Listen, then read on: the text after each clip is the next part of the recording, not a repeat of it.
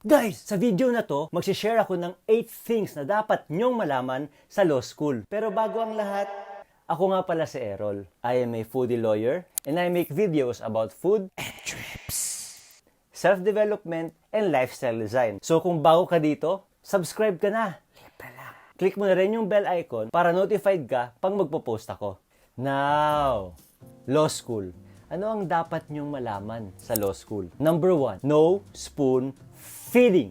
Hindi siya kagaya ng college na puro lecture. Sa law school, uso yung tinatawag na Socratic method. Yung tipong ikaw na mismo magsasalita, hindi na yung professor. Papasok ka para tawagin, para mag-recite. Yung professor, nakaupo lang, ginigradean ka niya. Hindi uso yung lecture-lecture. Walang ganun. Dapat sa law school, marunong kang magsarili. O, yung tinatawag na do it yourself. Sa araw-araw na pagsasarili, lalapad ang kaalaman mo. Titibay ang pundasyon mo. Hindi ka na pwedeng umasa sa parents mo, sa professors mo, regarding sa study habits mo. Hindi, wala yon. Ikaw na mismo. Ikaw mismo ang kakayod para doon. Walang binibaby sa law school. Number 2, competitive environment. Guys. Ang law school, sobrang competitive talaga. Para kayo nasa Hunger Games. Survival of the fittest ang datingan. And syempre, hindi naman nawawala ang mga crab mentality dyan. Paano ba naman? Pareho kayo ng pangarap. Pareho kayo ng gustong puntahan. Lahat kayo gustong maging lawyer. For me naman, walang masama ang healthy competition. Ang problema kasi dyan, nakikipag-compete tayo sa maling tao. Dapat makipag-compete tayo sa sarili natin. At isa pa, ito ang pinaka-importante na dapat nyong tandaan. Kung hindi nyo na kayang itulak pataas ang mga kasama nyo, please lang, huwag nyo na silang hilahin pababa. Kasi kayo-kayo lang din naman ang magkakasama sa profession. Kayo-kayo lang din naman ang magkakasama. Kaya, huwag kang kupal. Number 3, overwhelming readings, recitations, and legal terms. Sobrang hirap, sobrang daming babasahin, sobrang daming recitation, sobrang komplikado, nakakabaliw, nakakalito yung mga legal terms, nemo that could don't have it, res ipsa loquitur. Hindi siya kagaya ng high school at college na, teacher. Sa law school, bunutan, sapilitang volunteer. Imagine mo na lang may class cards, shuffle ng prof, tapos random ang pagpili ng magre-recite. Sa dami ng assignment, yung nabasa mo, kalahati pa sa kalahati. Pag shuffle pa lang, ihing-ihi ka na nun. Ikaw mismo ang susuko. Idagdag mo pa yung fact na nag-a-adjust ka pa lang. Like me, I was a nurse before. Pag sinabi sa amin na left or right, anatomy yung pinag-uusapan. Pagdating ng persons and family relations, merong concept na wave your right, wave your right, wave your right. Nakakabaliw. Kaya nga guys, I strongly suggest time management. Sa future, gagawa ko ng videos sharing my tips about time management. So, asahan ko kayo doon. Subscribe na kayo habang maaga pa. Number 4, terror professors. Now, para magka-idea tayo, panoorin natin tong clip from Bar Boys. Oh. Medyo. Jesus, Pauline? Jesus, Pauline. Did you read everything? No way. Stop smiling. Now tell me, pwede ka bang tumakbo sa eleksyon kung nakakulong ka? No, Justice Hernandez. Sigurado ka? I'm not done yet. Sigurado ka? Remain standing. Presensya, Eric? Do you agree? I think You think? That's what you think. That's your opinion. yes, ma'am. I think Well, you think nothing.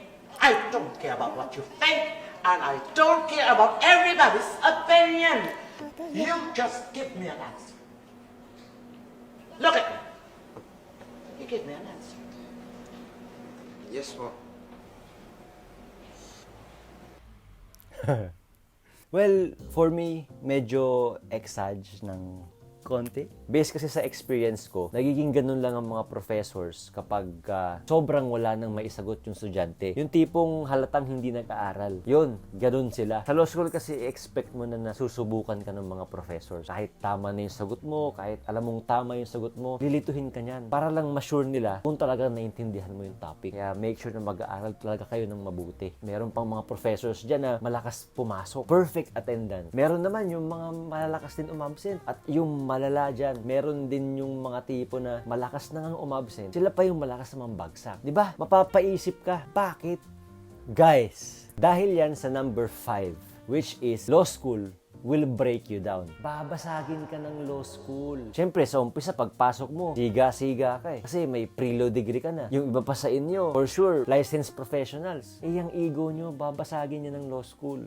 Yung mga professors nyo, for sure, mamaliitin kayo niyan. Mumurahin kayo, papahiin kayo. Tatanong naman kayo na, bakit? Dahil yan sa number 6. Law school builds character. Sa practice, pag na-late si judge, pag na-late yung client nyo, pwede ba kayong mag-rant? Pwede ba kayong magreklamo sa harap nila? Hindi naman eh. Pag marami kang kasong hawak, pwede ka bang magreklamo sa boss mo? Hindi rin. Ganyan sa law school. Ganyan ang training. Feeling mo unfair, pero ganyan talaga. Number 7. You will doubt yourself. Sa sobrang hirap, magdududa ka na eh. Kung tama ba yung decision mo na nag-law school ka. Pero tandaan nyo lang lagi yung sinabi sa amin ng bar lecturer namin. Nakapantay ng pangarap mo yung effort na kailangan para doon. Gusto nyo maging lawyers? Gusto nyo maging abogado? E-expect nyo na mahirap. But you have to fight your way through doubt. Labanan nyo yung duda. Wala pa nga yan sa hirap kapag practicing lawyers na kayo eh. Mabigat na obligasyon kaya maging officer of the court. Kaya vanguards of justice. Mahirap yun. Kaya ngayon pa lang, sa law school, tibayan nyo na ang loob nyo. Fight your way through doubt. And lastly, number 8. Law school is what you make it. Ikaw lang din naman ang magde-decide kung ano ba talaga ang law school para sa'yo. Gusto mo maging impyerno ang buhay mo sa law school? Kupalin mo lahat ng tao. Kupalin mo lahat ng tao sa law school. Mamigay ka ng poison notes. Huwag mo sabihin yung pointers ng mga succeeding quizzes. Yan, sure ball. Pag practicing lawyers na kayo, markado ka na. Gusto mo naman maging masaya, enjoy mo yung process. Make a lot of friends, create memories. Yan yung mga babalikan nyo, mga tatawanan nyo pag abogado na kayo. Yung tipong maaalala nyo yung time na sinigawan kayo ng dean sa harap ng 4 na section during merge class. Kasi yung isa sa inyo, nilalasahan yung hangin. Diba? Nakakatawa eh. Pero syempre, hindi ako yun.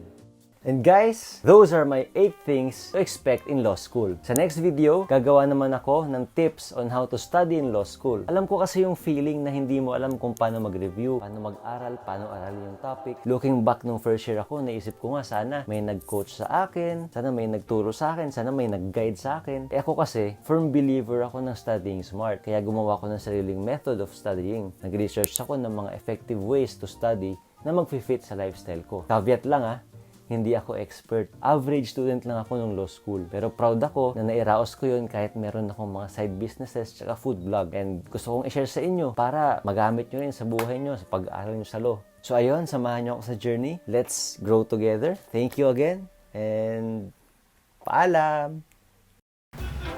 Hindi ka na rin pwedeng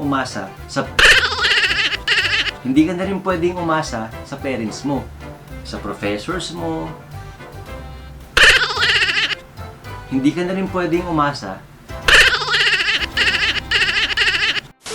Meron pang mga professors dyan na